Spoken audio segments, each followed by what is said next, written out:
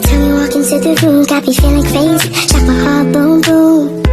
Any other boy would stare, but me, I look away, cause you're making me scared. Trying not to breathe, 1, 2, 3.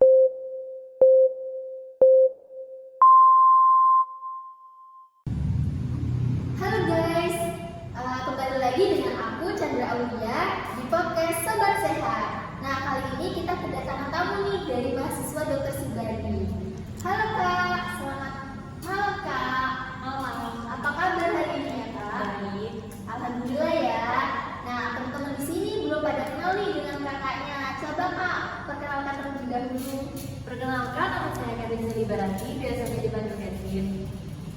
Oke, jadi kali ini kita akan membahas topik tentang infeksi menular seksual nih.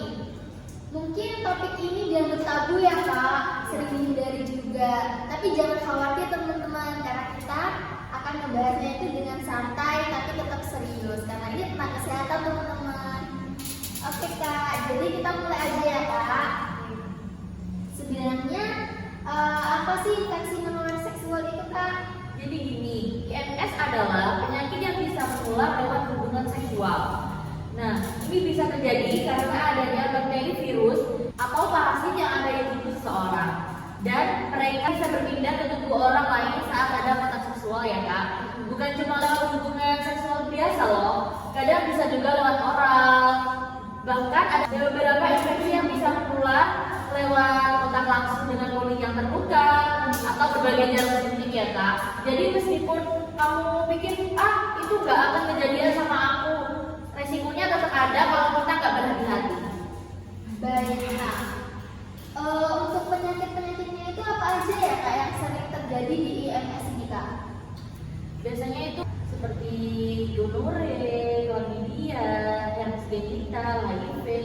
Gonore ini adalah infeksi bakteri yang bisa bikin gejala kayak keluar cairan aneh dari alat kelamin, sakit saat buang air kecil, atau bahkan rasa nyeri gak enak banget kan.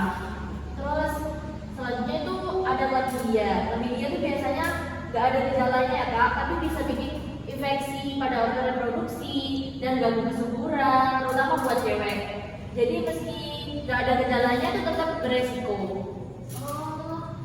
Nah, kalau HIV itu Kak, sekarang kan lagi marah ya Kak. Itu sama Kak, buat ciri-cirinya tadi kayak tadi. Sama Kak, HIV ini virus yang menyerang sistem kekebalan tubuh ya. Tanpa pengobatan yang tepat bisa berlanjut ke AIDS.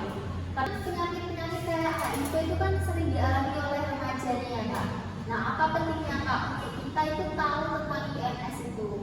Kenapa sih kita harus peduli sama IMS? Banyak orang berpikir, itu kan cuma masalah orang dewasa, aku kan masih muda, masih sehat. Tapi faktanya remaja itu termasuk paling beresiko. Kenapa? Karena banyak dari kita mungkin nggak tahu banyak soal kesehatan seksual atau bahkan nggak pakai proteksi atau keamanan itu ya Kak. Apalagi beberapa infeksi kayak gonore atau chlamydia itu bisa bikin alias masalah kesuburan yang bisa bikin susah punya anak di masa depannya Kak. Belum lagi kalau mau sampai terinfeksi HIV yang bisa merusak sistem kekebalan tubuh dan menurunkan kualitas hidup. Jadi jangan anggap remeh ya. Gak cuma fisik aja kok, tapi dampak psikisnya itu juga lebih besar. Rasa malu, takut, dan bahkan depresi bisa muncul kalau kita nggak tahu cara menghadapinya. Maka dari itu lebih baik kita siap dan waspada dari sekarang. Ngeri-ngeri ya Kak dengan penyakit-penyakitnya itu. Nah, untuk cara mencegahnya nih Kak, agar kita tidak terkena penyakit IMS tadi itu gimana ya Kak? Yang pertama dan paling utama adalah pakai kondom. Kondom adalah paling utama yang bisa mengurangi resiko penularan IMS ya Kak. Kondom wanita juga bisa jadi pilihan kalau kamu merasa lebih nyaman pakai itu. Selain itu, kamu juga perlu komunikasi terbuka kepada pasangan. Jangan ragu buat nanya, kamu memperbanyak kesehatan seksual belum? Belum Kak, soalnya malu ya Kak. Kenapa kamu malu? Ya kan itu area sensitif gitu loh Kak. Kan itu penting bagi kepentingan kita. Iya sih, mungkin lain kali aku akan cek kesehatan ya Kak. Kalau kamu atau pasangan merasa ada gejala yang nggak biasa, langsung aja ke dokter ya. Terus saja hindari perilaku beresiko seperti goda-gadi pasangan. Itu semua jadi jalan cepat IMS masuk ke tubuh kita. Jadi lebih baik kita pilih jalan yang lebih aman. Nah, kalau teman-teman di sini ada yang sudah terinfeksi gitu, apa ya Kak yang harus dilakukan Kak? Yang pertama itu jangan panik. Terus langsung periksa ke dokter, banyak infeksi yang bisa diobati kok. Apalagi kalau ketahuan sejak dini, misalnya gonore, chlamydia bisa disembuhkan dengan antibiotik. Jadi semakin cepat kamu cek, semakin cepat kamu sembuh. Oh gitu ya Kak.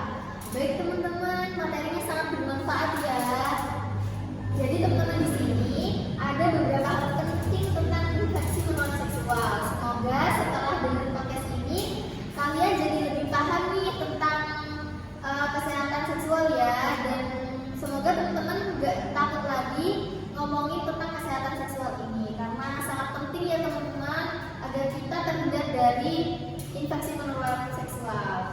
Baik teman-teman, pengetahuan adalah kunci untuk jaga diri dan jaga kesehatan.